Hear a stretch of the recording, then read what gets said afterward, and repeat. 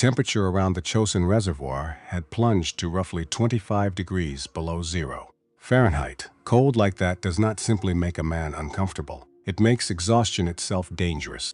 A man who stopped moving, who sat down in the snow and let his eyes fall shut, who stayed out in that wind too long could freeze before anyone around him understood what was happening. The grease in a rifle bolt thickened until the weapon would not fire. Water froze solid in a canteen before morning. A can of rations turned to iron and had to be thawed against a man's own body before he could eat. Wounds that would have been survivable in summer turned deadly in the open air of a Korean winter because blood and plasma froze in the tubes before they could reach a man's veins. It was late November 1950, not the Second World War that had ended 5 years earlier. This was Korea, a war most people back home could not yet find on a map, in mountains 4,000 feet above the sea, where roughly 30,000 United Nations troops were about to be caught in one of the most brutal battles of the 20th century.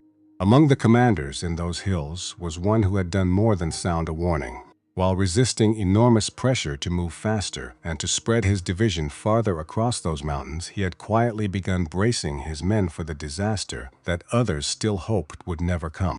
He was 57 years old, white-haired, a man who wore reading glasses and carried himself less like a warrior than like a scholar. And what he prepared over the objections of the general above him about the pace of the advance, and against the certainty of the man above that, would become critical to whether thousands of men survived the days ahead.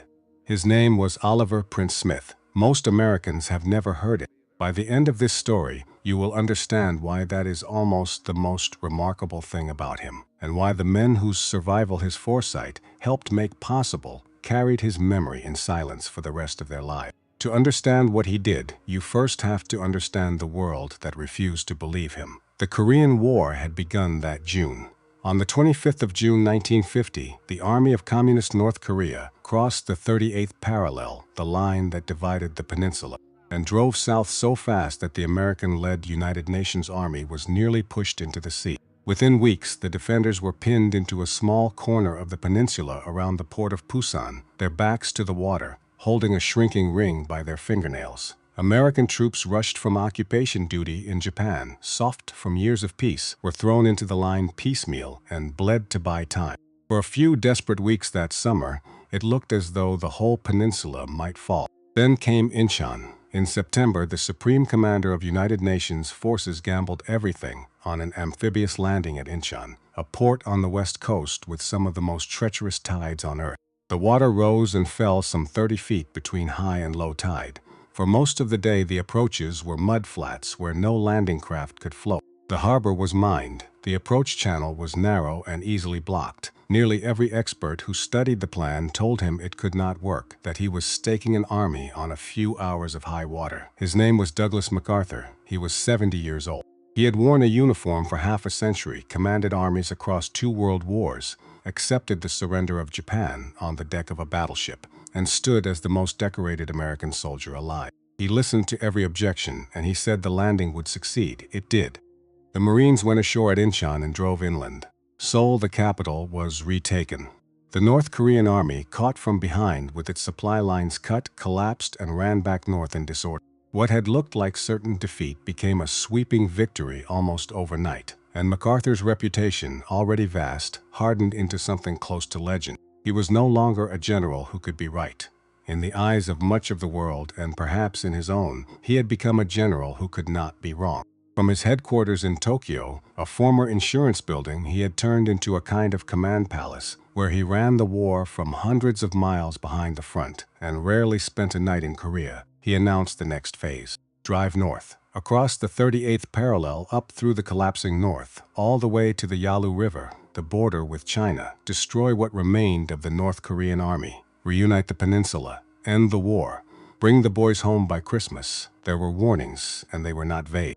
Through the government of India, whose ambassador in Peking served as a channel between Washington and a Chinese government the United States did not formally recognize, China sent word that it would not stand idle if American forces marched to its border on the Yalu. The message was passed along, it was heard, and in Tokyo and in much of Washington it was read as a bluff, the bluster of a young communist regime that had just finished its own civil war and could not possibly want a wider one against the most powerful nation on earth.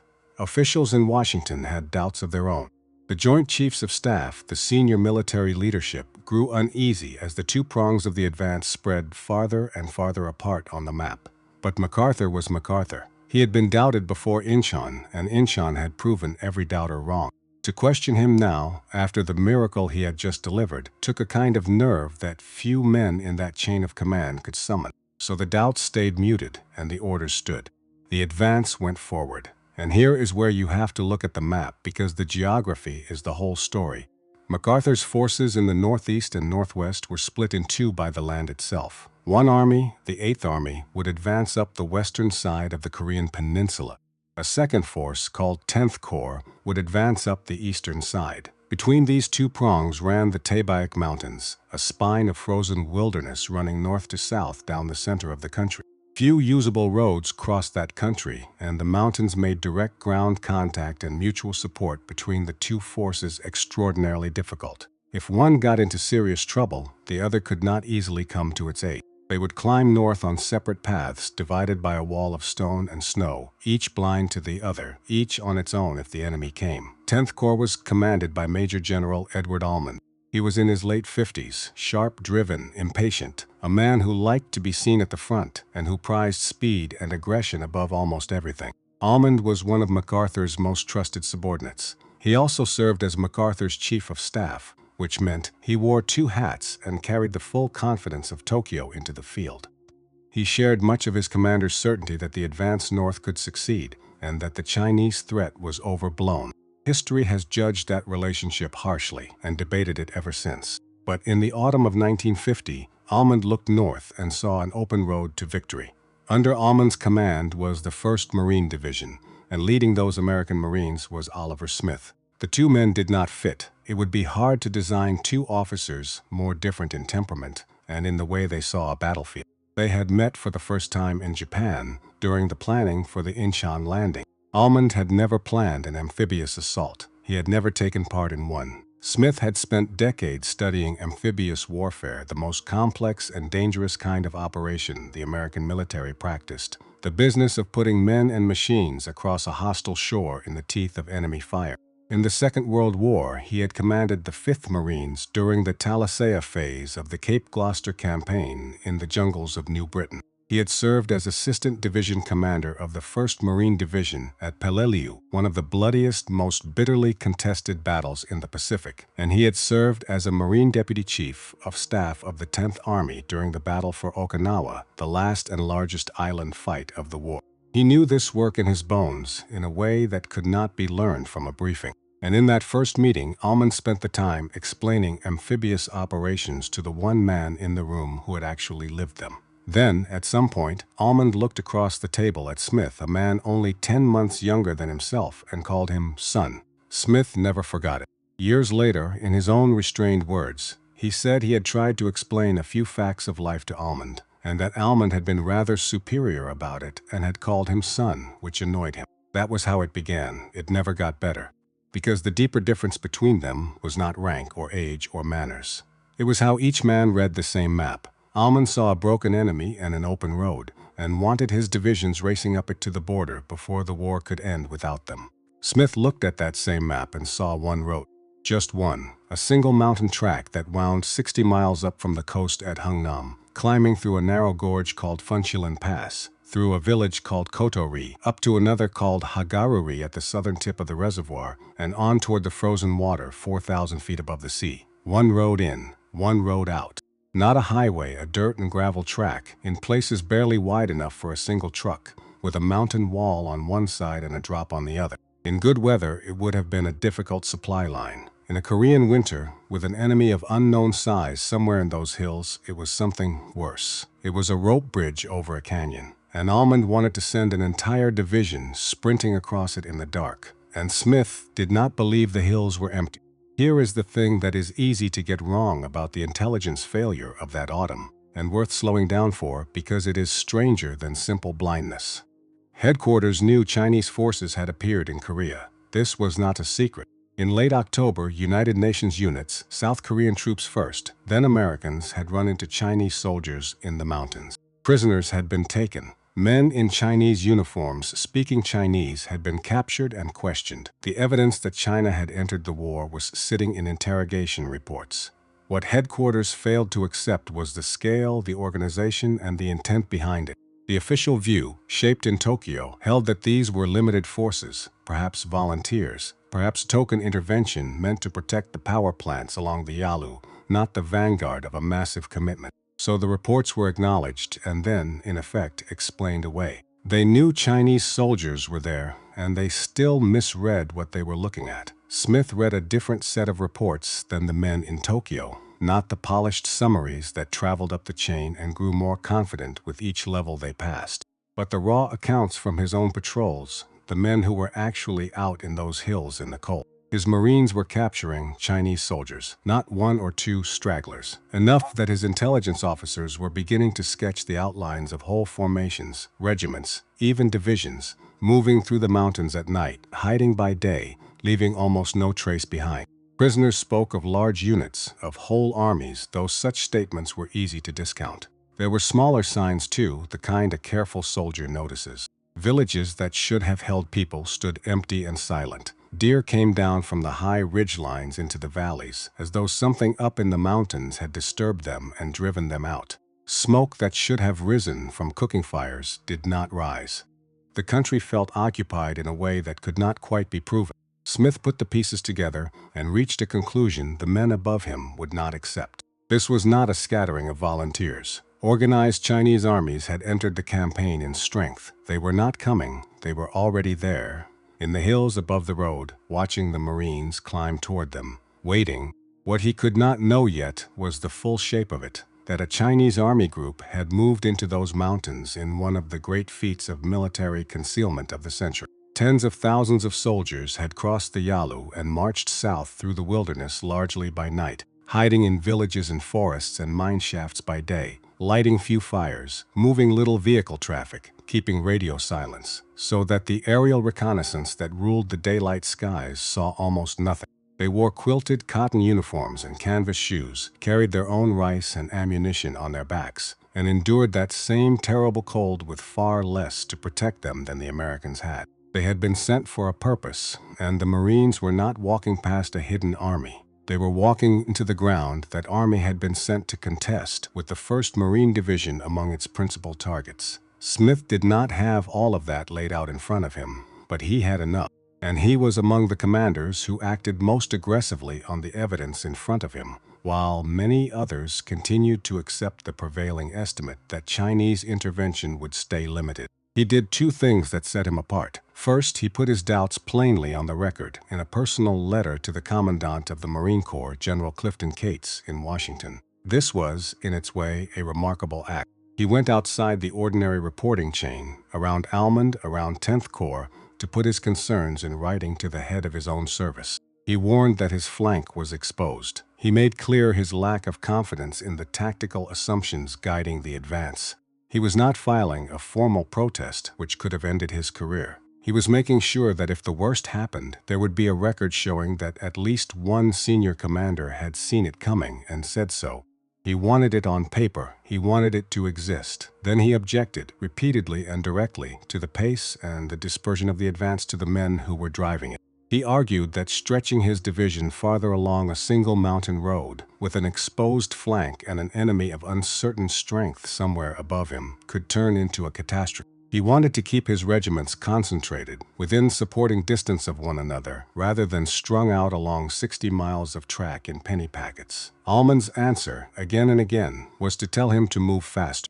Almond thought Smith was too cautious, too slow, too much the deliberate professor when the moment called for a cavalryman's dash, and Almond had the authority. He ordered the Marines forward toward the reservoir, ordered the regiments spread up that road, over Smith's objections. But Smith had authority of his own, the authority of a division commander, over how his division actually moved, and he used it. He could not refuse Almond's orders outright. What he could do was carry them out in his own careful way, advancing, yes, but slowly, deliberately, keeping his units as tight as he could, and preparing every step of the way for the day the trap might close. After Almond left one of their meetings, Smith went on doing what he believed the situation demanded. He kept his regiments closer together than 10th Corps wanted. He kept them within reach of one another so that if one was struck, the others could get to it. He placed supply caches along the road as he crept north, dumps of ammunition and rations that would matter enormously if the single lifeline were ever cut. And he seized on a preparation that would matter more than almost anything else in the weeks to come.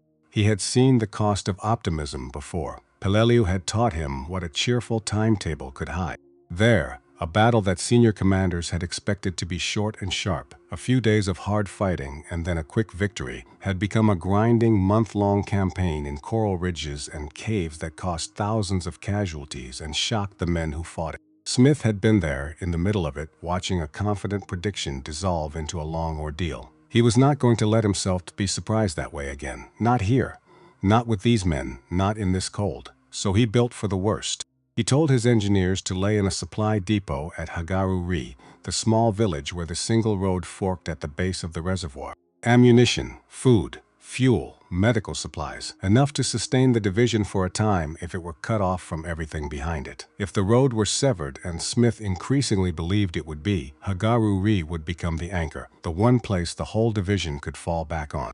So he made sure that when that day came, the anchor would hold something worth falling back to. And then there was the airstrip. Here the truth is more interesting than the legend. And it deserves to be told straight, because for years the story has been simplified in ways that flatter one man and cheat the others.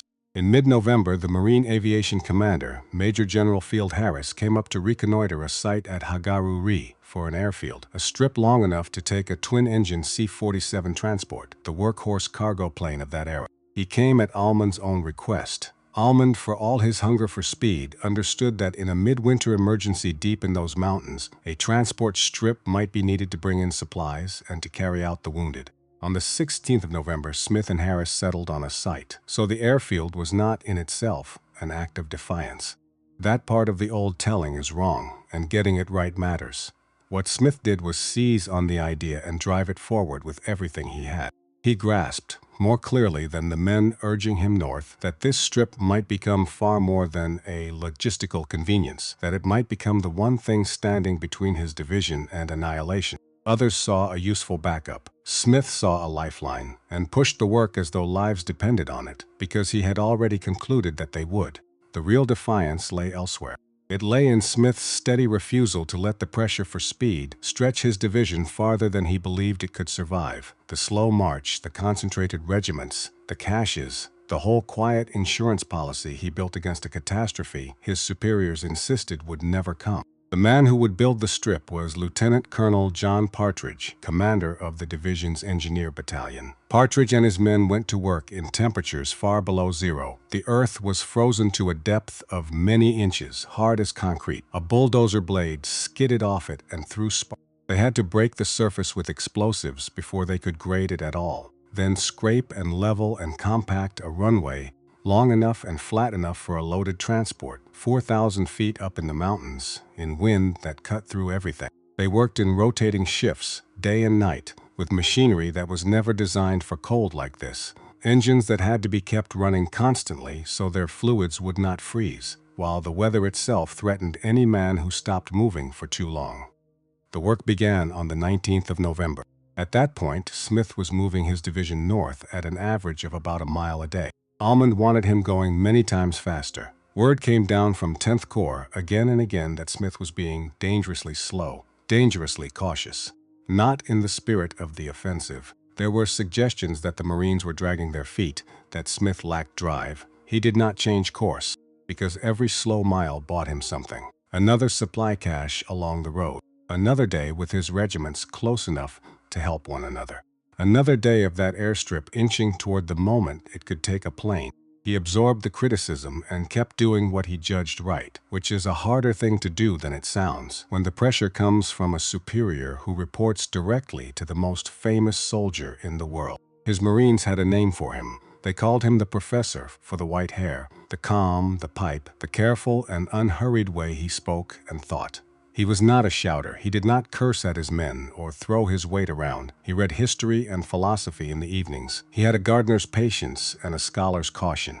Some mistook that quiet for softness. It was not softness. Behind it was a man who had looked at every scrap of intelligence coming out of those hills and reached the one conclusion the men above him would not: that a great mass of Chinese soldiers was already waiting in the high ground, and that, when it struck, a Marine division strung out along 60 miles of mountain road was going to need every one of those preparations to live. By the middle of that final week of November, the division was where Ullman's orders had put it, spread along the road and around the reservoir.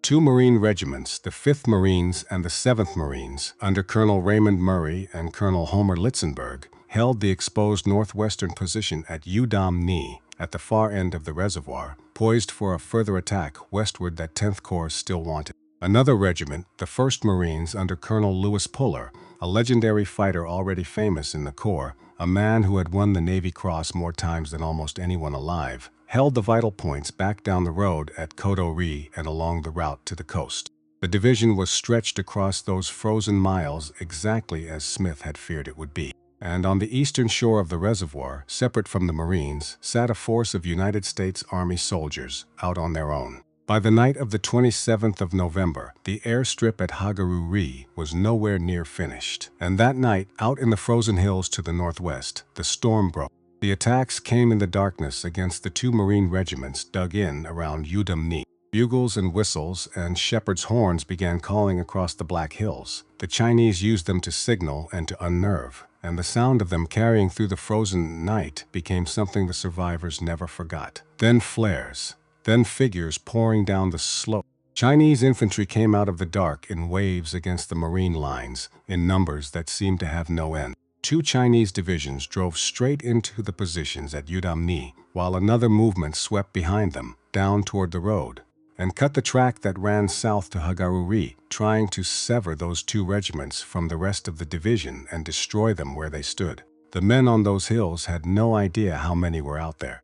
They only knew that wherever they pointed their rifles, more were coming, that the firing never stopped, that as fast as one wave was cut down, another rose behind it. And the pattern was the same everywhere the Chinese struck around that frozen water. Cut them off, divide them, surround each piece, break it apart in the cold and the dark, where numbers told and the isolated defenders could not be reinforced. By the next day, the 28th of November, the Chinese offensive was tearing into Smith's regiments all around the reservoir. The road was cut in multiple places. His division was being pulled apart into separate pockets, Udam Ni, Hagaru-ri, Koto-ri, and the army force on the east shore, each fighting on its own, each surrounded, each in danger of being overwhelmed. It was the catastrophe Smith had written to Washington about. It had arrived exactly as he feared, in exactly the place he had pointed to. And Smith made a decision that tells you what kind of commander he was. He flew toward the crisis, not away from it. With the road severed and his division breaking into isolated pockets, Smith went by helicopter, a small, fragile machine in that era, flying in brutal cold from his position back down the line up to Hagaru-ri, and shifted his operational command post into that small village at the fork of the road.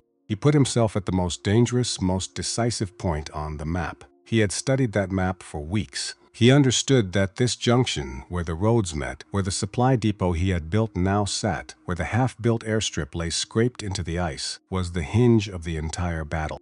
Hold Hagaru-ri, and there was a way home for everyone, a place for Udam Ni to fall back to, a field to fly the wounded out from, a base from which to fight south. Lose Hagaru-ri, and the division would be finished in pieces, one pocket at a time, and nothing else would matter. He was right. And that night, the Chinese came for Hagaru-ri itself. Marine intelligence had calculated that the blow might fall as early as 9:30 that evening.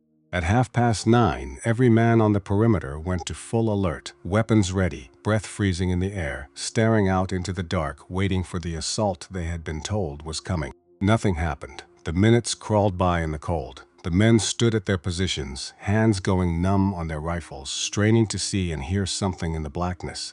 And then, more than an hour later, 3 red flares climbed into the night sky above the village. 3 blasts on a whistle followed, and the attack came all at once out of the dark. 2 Chinese regiments came for the Hagaru perimeter that night, a perimeter whose main infantry defense amounted to little more than a single reinforced battalion, backed by 2 artillery batteries and by service troops who were suddenly being turned into infantry. Cooks, clerks, drivers, mechanics, men whose jobs had nothing to do with holding a line, were handed rifles and sent to the perimeter. The engineers who had spent days scraping that airstrip out of the frozen earth put down their tools, picked up weapons, and went to defend the very runway they were building. The Chinese came in hard and broke through in places. They seized high ground above the village, East Hill, the dominant terrain, and from parts of it they could fire down into the American position. Through the night, the thin perimeter bent and held and bent again. Smith did not leave. From his command post at Hagaruri, the reports came in from every direction at once, from Udam-ni to the northwest, where 2 regiments were surrounded and fighting for their lives, from a lone rifle company clinging to a mountain pass to the south, from the army soldiers cut off on the eastern shore of the reservoir, and from the perimeter just outside his own walls, where his cooks and clerks and engineers were holding off Chinese assault troops in the dark. Crises were unfolding on every side, and every one of them reached his radio net. A lesser commander might have frozen or panicked or fixated on the fight closest at hand. Smith sat at the center of it and kept his head, weighing each pocket, deciding where the thin resources could go, holding the whole shattered picture in his mind at once. And the word he most needed, permission to pull his division back and consolidate, had not yet come from above. That is the second thing that has to be understood about these days. And in some ways it is worse than being outnumbered. Smith could not order a general withdrawal on his own authority. He could not, on his own, formally direct his regiments at Udam-ni to abandon their westward attack orders, turn around, and start fighting south. The scheme of maneuver was 10th Corps' to change, not his. He needed the word from Alman's headquarters, and for a long, agonizing stretch while his men fought and died in the dark, that word did not come. So Smith worked inside the authority he had. Within his own division, he did what he could. He told the regiments at Udam-ni to give up the idea of attacking any farther west and to pull their positions together for defense. He kept the engineers and service troops on the line at Hagaruri. He held the junction, and he waited for the orders that would let him save his division as a whole. While he waited, the fight for survival was breaking into separate, desperate stories all around the reservoir. 3 of them mattered most, and they did not all end the same way. The first was a single hill. South of Udam-ni, guarding a place called Toktong Pass, the one stretch of road connecting Udam-ni to Hagaruri, the lifeline the 2 trapped regiments would have to use to get back, sat one reinforced rifle company. Around 240 Marines of Fox Company, 7th Marines, under a captain named William Barber, a man in his early 30s. Barber had been ordered to hold that pass, and he understood what it meant. If Toktong Pass fell, the men fighting their way south from Udam-ni would have no road left to walk, and the Chinese blocking positions would slam shut behind them like a door. Barber's company was surrounded almost at once on the first night and hit again and again through the freezing dark. They were outnumbered many times over. They dug in on the frozen hillside as best they could, fighting from shallow holes, calling in what support they could reach, holding through assault after assault. The cold was itself an enemy. Frostbite took men the Chinese did not. Barber himself was wounded early and kept command from a stretcher, refusing to give up the position when he might have tried to break out because he understood that the pass had to be held for the sake of the regiments to the north. Over 5 days and 5 nights, in that terrible cold, Fox Company held that hill. They lost a heavy share of their strength doing it, but they never gave up the pass. When it was over, only a fraction of the company was still able to stand and fight, and the pass was still theirs, and they were not left alone forever, because miles away, another officer was already coming for them. The second story was that rescue.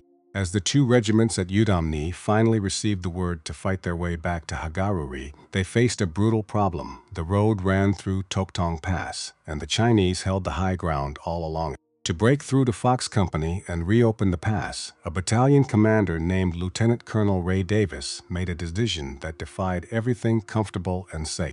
Rather than grind straight down the road into ambush after ambush, into the muzzles of Chinese guns dug in above the track, he took his battalion off the road entirely, out into the open mountains, cross-country, over the ridgelines, through deep snow and darkness in that killing cold. No trail, no cover, no road beneath their feet, just a compass bearing across brutal terrain, and the knowledge that a company of their own was fighting for its life on a hill, and only they could reach it in time. They climbed and marched through the frozen night across that wilderness, men falling from exhaustion and cold, officers counting heads and driving them on, navigating by compass over ground no one had mapped for such a movement. And they broke through over the mountains to Barber's Fox Company on Toktong Pass before the position could be overrun, and reopened the road for the regiments coming south behind them. 2 men, 2 medals of honor, Davis for the march over the mountains, Barber for the stand on the hill. Not for glory, for the simplest reason there is. Other men were counting on them, and they did not quit. The third story is the hardest to tell, and it is the one that shows most clearly what was at stake at Chosin, and what the difference between preparation and improvisation could mean. On the eastern shore of the reservoir, cut off from the Marines by the frozen water, was a force of United States Army soldiers, roughly 2,500 men, an assembly of units from the 7th Infantry Division that had been pushed up the east side under 10th Corps' plan. They were struck by the same flood of Chinese divisions that had come for the Marines, on the same terrible nights. Their commander, Colonel Alan McLean, was hit during the fighting in the confusion of those first days, was captured after being wounded, and died of his wounds days later in Chinese hands. Command passed to his subordinate, a lieutenant colonel named Don Faith, and the force has been remembered ever since by his name, Task Force Faith. They fought hard for days in the same murderous cold, in the same isolation, without the airfield or the depot or the concentrated strength that stood behind the Marines. When at last they were ordered to break out and try to reach friendly lines to the south, the ordeal of that column became one of the hardest chapters of the entire war. Under constant attack, with their vehicles loaded with wounded, they tried to fight their way down the icebound road. Task Force Faith was destroyed as a fighting organization in the course of that breakout. A great many of those men never reached safety. Those who did come through, many of them scattered survivors who made their way across the frozen reservoir to the Marine lines, were a shattered remnant of the force that had gone in. Don Faith himself did not survive the breakout. He was awarded the Medal of Honor for his conduct in leading it in those final days, and it was given to his family, not to him. But honesty requires more than a simple contrast here, because the easy version of this story would be a lie, and an unfair one. It would be easy to hold Task Force Faith up only as the group that failed, the mirror image of Smith's Marines, the cautionary tale, the proof of what happens without foresight. That is too simple, and it dishonors men who fought with extraordinary courage in an impossible position. Their resistance was not wasted. By standing and fighting where they stood, on the east side of the reservoir, they absorbed and wore down Chinese forces. An entire Chinese division was committed against them, and tied those forces down at a moment when it mattered enormously. The time they bought may have helped keep those Chinese troops from turning on Hagaru-ri and overrunning it before the Marines from Udom-ni could fight their way back to it.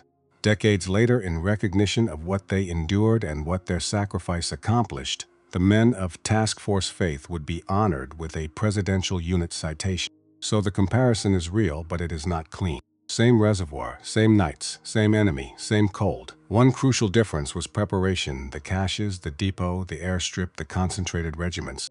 Another was the division structure that still stood behind Smith's Marines, the supporting artillery, the close air support overhead, the anchor at Hagaru-ri, the sense that they were part of a whole that was fighting its way out together. Task Force Faith fought alone on the far shore, its command decapitated in the first days, no such structure behind it. The difference was never courage. There was no shortage of courage anywhere around that reservoir, on any side of it. And the clearest measure of what preparation could buy was about to come down out of the sky and touch the frozen ground at Hagaru-ri. On the 1st of December, days into the battle, with the airstrip still only partly finished, graded and leveled far enough to be usable, but shorter and rougher than the manuals said such a strip should be, the first C-47 transport came down onto that scrape of frozen earth. The pilot brought it in over the mountains onto a runway ringed by enemy-held high ground and set it down. 4,000 feet up, in the middle of an encirclement, a lifeline touched the ground. Then another plane, and another. They came in under fire or under the threat of it day after day. They brought in ammunition and supplies, and even replacements, men who volunteered to be flown into a surrounded division to fill its ranks. And they flew out the wounded. In the first 5 days of December alone, more than 4,000 United Nations casualties were flown out from that strip. The count recorded afterward was 4,312. the wounded from the fighting at Udumni and Hagaruri, the frostbitten, whose feet and hands the cold had ruined. The men who could no longer walk or fight, lifted up out of the mountains and set down safely behind the lines in warm aid stations, alive. 4,312 men. Stop on that number for a moment, because every one of them was a son, a husband, a father, a name that would otherwise have been a casualty in those hills. The strip that Smith, Harris, Partridge, and their men had pushed into existence, the backup that Smith alone had treated as a lifeline, had become exactly what contingency planning is supposed to provide. The one thing no one could afford to lose, waiting and ready at the moment of greatest need. And still, on the 28th, the order to withdraw had not come. It was late on the 29th of November when the word finally reached Smith. A radio telephone call came in from 10th Corps. The entire scheme of maneuver had changed. The advance was over. The regiments at Udumni were to withdraw and consolidate around Hagaruri. The whole division was to pull back down that single road toward the sea. The order to fight their way out had finally come, but it came wrapped in a demand that Smith could not accept. Almond stressed speed above all else. He authorized Smith to burn or destroy equipment and supplies if that was what it took to move faster, to lighten the division, abandon what slowed it, and race for the coast. Anything lost, Almond said, could be replaced later by airdrop or by sea. Get the men out. Leave the heavy gear behind. Move. Smith would not let dictate the withdrawal, and he had thought hard about why. His division was going to have to fight its way south down 60 miles of enemy-held road, through blocking position after blocking position, and to fight, to blast the Chinese off the ridgelines, to break the roadblocks, to cover the long, slow column of trucks and wounded. It would need its weapons, its artillery, its tanks. The very equipment Almond was willing to see abandoned was the thing that would let the division punch its way through rather than be cut to pieces on the road. To strip it down for speed would be to turn a fighting division into a fleeing crowd, and a fleeing crowd on that road would not survive. So he made his position clear. His pace would be set by two things: the wounded who had to be carried out, and the fighting that lay ahead. Not by a timetable that required him to throw away the very tools his Marines would need to live. He would bring the division out whole as a division, or the attempt would fail. But he would not gut it for the sake of speed and call the wreckage a rescue. That decision helped preserve the division's combat power for the fighting still to come, and it shaped everything that followed, because it meant the 1st Marine Division would not stumble toward the coast as a broken mob, shedding its weapons and its wounded as it ran. It would move south as a whole, armed, organized, deliberate, covering itself with its own guns and planes, with the means to punch through whatever stood in its path. The distinction between a rout and a fighting withdrawal was about to matter more than almost anything else in those mountains. But first, the Marines at Udumni had to reach Hagaruri at all. 14 miles of mountain road in that killing cold, with Chinese soldiers holding the high ground above much of the route. Roadblock after roadblock waited along the way. Ridge after ridge had to be cleared or beaten down before the column could move at all. The Marines fought for the high ground beside the road so the trucks below could pass. They took a hill, moved the column forward, then took the next hill. Overhead, when the weather allowed, Marine and Navy aircraft worked the ridge lines ahead of the column. And that air support, the ability to bring fire down on Chinese positions that ground troops could not reach, was one of the things that made the movement possible at all. 14 miles that would take days to cross, fought for one frozen yard at a time. The advance guard of the 7th Marines reached the perimeter at Hagaruri on the evening of the 3rd of December, and through the night they kept coming, a column filing down out of the Black Hills, hour after hour, men who had been fighting and marching almost without rest for days, faces blackened by cold and powder, some of them barely able to walk, carrying and dragging their wounded with them. The last elements of the two regiments would not close into Hagaruri until around noon the next day. They did not come in the way a beaten army comes in. That was the thing the men who watched it never forgot. They walked in on their own feet in formation, under their own command.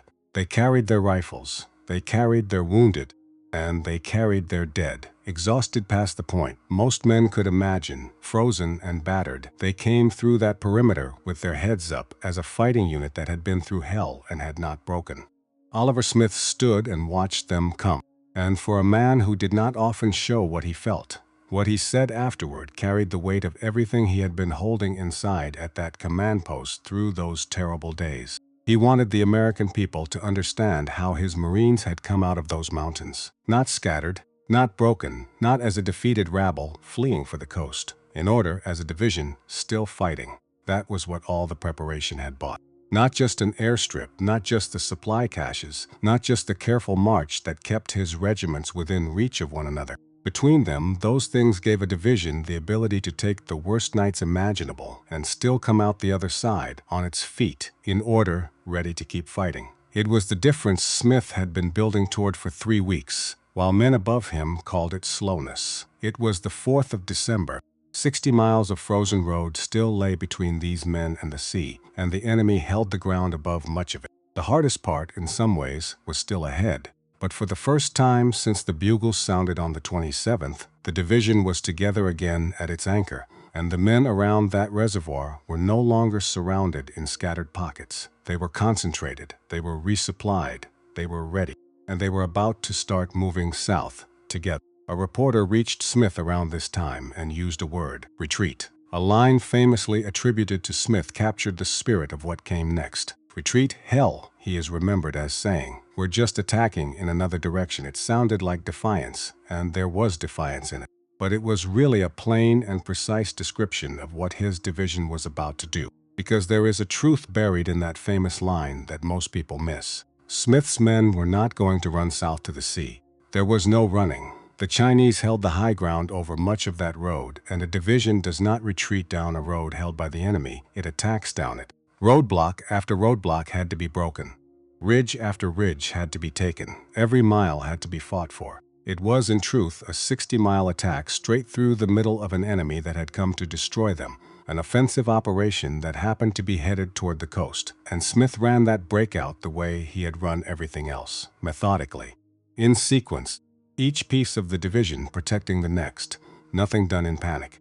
The regiments leapfrogged down the road, one holding the high ground and the flanks while another passed through and pushed on to the next objective. Puller's men, who had held the southern anchors at Koto Ri through the crisis, now became part of the fighting corridor as the division came down to them. Behind the fighting elements came the vehicles, the artillery, the tanks, bringing up the rear where their guns could cover the column's back, and the trucks, carrying hundreds of wounded men who could not walk, wrapped against a cold that was still trying to kill them, jolting down that broken road toward the sea. Then the column reached the bridge, and the whole escape came down to a single gap in the road. South of Koto Ri, the mountain track ran through Funchalen Pass, and at one point it crossed a deep gorge on a bridge beside a hydroelectric power station. Water from the reservoir ran down through great pipes here to drive turbines far below, and the road crossed the chasm on a concrete and steel span. There was no way around it, no detour through the mountains for tanks and trucks and artillery, only sheer terrain on either side. If the column could not cross the gorge here, it could not cross at all. Everything on wheels or tracks, the guns, the tanks, the trucks full of wounded, would have to be abandoned, and the men would have to climb out over the mountains on foot, leaving the helpless behind. The Chinese knew it too. They understood the choke point as well as Smith did, and they had blown the bridge apart. A whole section of the span was simply gone, dropped into the gorge, leaving a gap that opened onto a fall of hundreds of feet. Without that span, Smith's tanks could not pass. His artillery could not pass. The trucks full of wounded could not pass. Everything the division had fought to bring out whole, everything Smith had refused to destroy for the sake of speed, was about to be trapped on the wrong side of a hole in the mountain, within sight of the road to safety. And this time, Smith had no contingency waiting. There was no hidden supply of bridge, no prepared answer. Sitting in a warehouse, no cash he had thought to lay in against this. As late as the 4th of December, he still had no solution to that broken span. For all his foresight, this was the one problem he had not been able to prepare for in advance. The road simply ended at a hole in the mountain, and his division, with its thousands of men and its long column of wounded, had only days to invent a way across it before the Chinese closed in for the kill. The answer, when it came, was almost beyond belief. On the 6th of December, Lieutenant Colonel Partridge, the same engineer who had built the airstrip at Hagaru Ri, studied the broken crossing from the air, flying over the gap to see the scale of the problem. His judgment was that sections of steel military treadway bridge, heavy prefabricated spans built to be carried on trucks and laid across exactly this kind of gap could bridge it. But there was no such bridge at Hagururi or Kotori to carry forward, so it would have to come the only way anything came into that encirclement now, out of the sky, by parachute. It had never been done quite like this, dropping bridge sections of that size and weight to a surrounded force in the mountain. A test drop was tried that same day to see whether the heavy spans could survive the fall. It failed. The test section was ruined when it hit the frozen ground. So the next day, the 7th, they doubled the gamble rather than abandon it. Reasoning that some sections would be lost or damaged, the engineers arranged for 8 bridge sections to be parachuted to Kotori, so that even with losses, enough would come through to make a crossing. 8 massive spans of steel, rigged with heavy cargo parachutes, floated down out of transport planes onto the frozen ground around the village. One drifted off course into Chinese-held ground and was lost. One was damaged beyond use on impact. But 6 came down intact, and 6 was enough to work with. And steel alone was not the whole answer. To let the trucks and their wheels roll safely across the treadways, the engineers also needed center sections and material to fill between the steel spans. Those too had to be gathered, prepared, and hauled forward through the fighting to the edge of the gorge. On the 9th of December, the material reached the site, and there, in the bitter cold and the fading mountain light, under the threat of enemy fire, Partridge's engineers went out over that chasm and built their bridge across the gap the Chinese had blown. They wrestled the heavy steel sections into place over a drop of hundreds of feet, working with numb hands and killing cold, knowing the whole division was stacked up on the road behind them waiting to cross. At about 3:30 that afternoon, after roughly 3 hours of work, the span was in place and could bear weight. Then, one at a time, the division crossed. The tanks, the artillery, the trucks carrying the men who could not walk out on their own. Vehicle after vehicle rolled across the bridge that had come out of the sky, over the gorge, onto the road that led down to the sea. The heavy equipment that Smith had refused to abandon crossed on a bridge that his engineers had invented under fire. And below Funchalen Pass, the land began to fall away toward the coastal plain, and the worst of the mountains was behind them, and at the very back of the column came the dead. Smith had made a promise, one that mattered to him and to his Marines. He would bring out as many of his fallen as he could carry.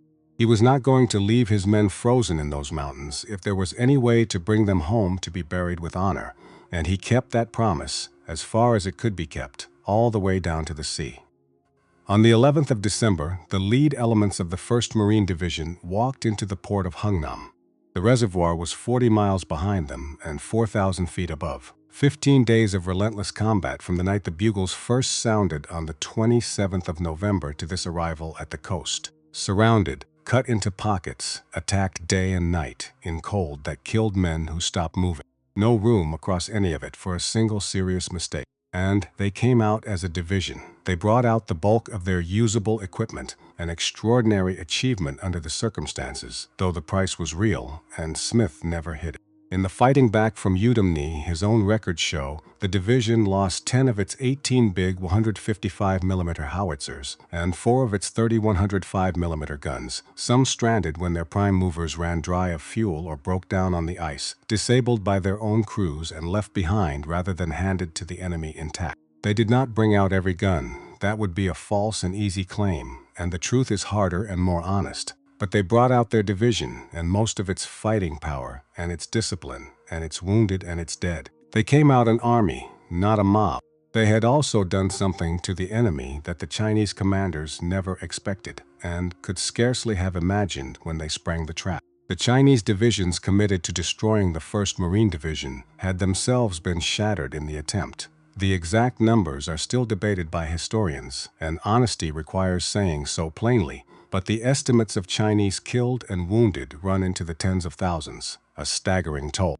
And much of it came not from American fire, but from the same cold that fell on attacker and defender alike. The Chinese soldiers, more lightly clothed and more poorly supplied than the Americans, suffered terribly in those mountains. Whole units were wrecked by frostbite and exposure. Several of the divisions thrown against the Marines were so badly broken that they could not be fielded again in the same form for a long time afterward. And yet the truth of the outcome is more complicated than a simple triumph, and more interesting and more honest for it. The Chinese had failed in their central aim of destroying the 1st Marine Division. That army had come to annihilate the Marines, and the Marines had marched out intact and bloodied it badly in the process. But the Chinese offensive across the north had still forced a strategic reversal. The whole United Nations position in northeastern Korea was collapsing back toward the sea. 10th Corps was pulling out. Hungnam itself, the port the Marines had just reached, was being evacuated entirely, its whole lodgment abandoned. What Smith's Marines had won was survival, the preservation of a fighting division against an army sent to wipe it from the map, purchased inside a larger and painful retreat from the northeast. It was a magnificent feat of arms in the middle of a defeat, and both of those things are true at once. And that survival was not the work of one man. This has to be said clearly, because the temptation of a story like this is to hang everything on a single hero, and the truth is better than that. Luck was not enough, and neither was any single commander, however wise.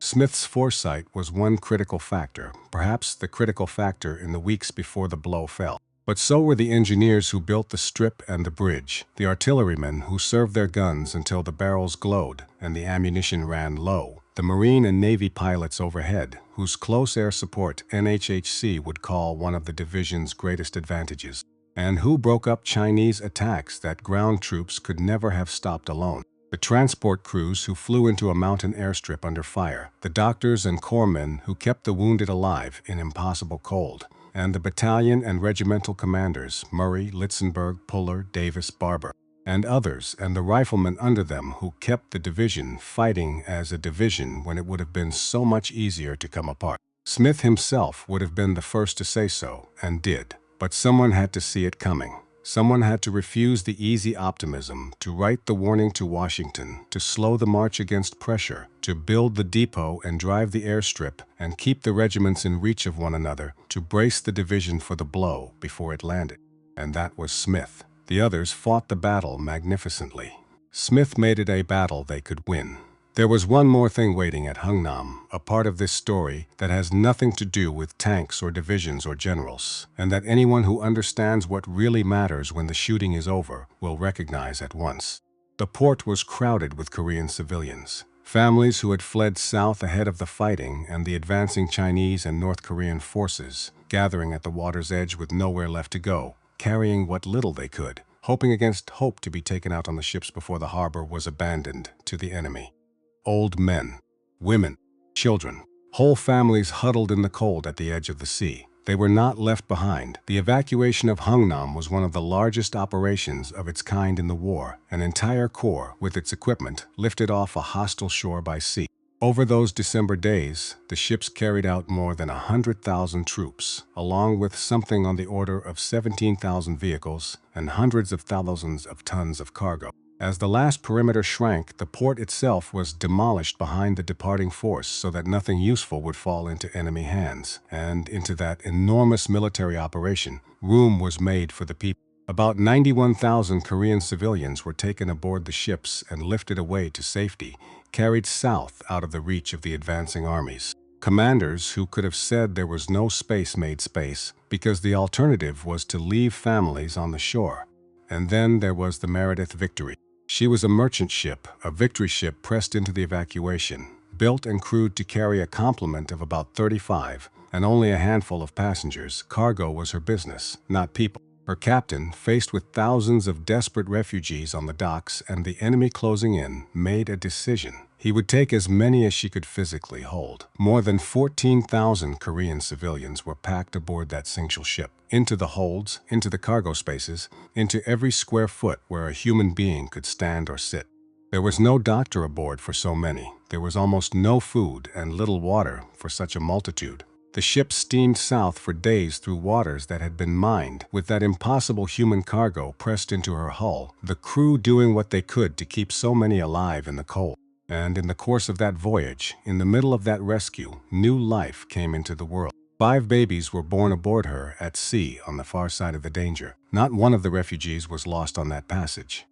Every soul who boarded her, every family, every child, every one of those new babies born in her hold, came through and reached safety. Children came into the world already carried out of harm's way, on a cargo ship that had no business carrying them and saved them anyway. That is the image to hold from Hungnam. In the middle of a hard retreat, in the worst of the cold, the ships did not only carry out the soldiers and the guns, they carried out the people, and not one life was lost on that impossible voyage. Not what was taken from those mountains, but who was saved from that shore. On the 24th of December, 1950, Christmas Eve, the last ships pulled away from Hungnam Harbor, and the port was left in ruins behind them so the enemy could make no use of it. Oliver Smith was aboard one of those ships. The men who had gone north for a war that was supposed to be over by Christmas came off that shore in the final hours before Christmas Day, alive, together, having done something that would be studied and honored long after the reasons for the campaign were forgotten. And here the story does something quiet and strange. The war itself would grind on for 2.5 more years, until an armistice in the summer of 1953 left the peninsula divided almost exactly where the fighting had begun. But the man at the center of this one, the general who had seen it coming, who had held the junction at Hagaru-ri and refused to throw away his weapons and brought his division home with its head up, simply stepped out of the light. He never became a public figure on the scale of MacArthur, and he did little in the years that followed to turn Chosin into a personal legend or to build a reputation on it. He was not that kind of man. He finished his career quietly, held his last command, and retired after nearly 40 years in uniform. He was advanced to 4-star general on his retirement, in formal recognition of what he had done in combat, the Corps and the nation acknowledging, in the way such things are acknowledged, that this quiet man had done something extraordinary. Then he went home to California and lived simply and said little about any of it. He tended his garden, he read his books. He did not go looking for microphones. He died on Christmas Day, 1977. 84 years old, gone in the same season 27 years later that the last ships had pulled away from Hungnam, and it would be many years before the first full account of his life reached a wide audience. The fullest telling, in the end, came from his own granddaughter, who drew on family letters and personal papers that outside historians had rarely seen, and gave him back to a public that had largely forgotten his name. Before that, the deepest record of what he had done at Chosin lived mostly in archives and official histories, in the memories of the men who had been there, in the quiet knowledge of the Corps. Ask why a man who did so much to save a division is so little remembered by the general public, and part of the answer is simply the enormous shadow that MacArthur cast over everything. A few months after Chosin, MacArthur clashed openly with President Truman over the conduct of the war and was relieved of his command, an event that consumed the nation's attention, filled the newspapers, brought MacArthur home to parades and a famous address to Congress, and made the story of Korea, in the public mind, the story of MacArthur's dismissal. In the glare of that drama, almost everyone else grew smaller in the telling. A quiet major general who had done his duty superbly and then declined to boast of it was easy to overlook. But the largest part of the answer is simply who Oliver Smith was. He was not a man who needed to be remembered. He was a man who needed his Marines to get home. They got home. For him, that appears to have been enough. And when you go back and read the record carefully, the letters, the diaries, the after-action records, the oral histories taken down long after the guns went quiet, his judgment holds up on the decisions that mattered most.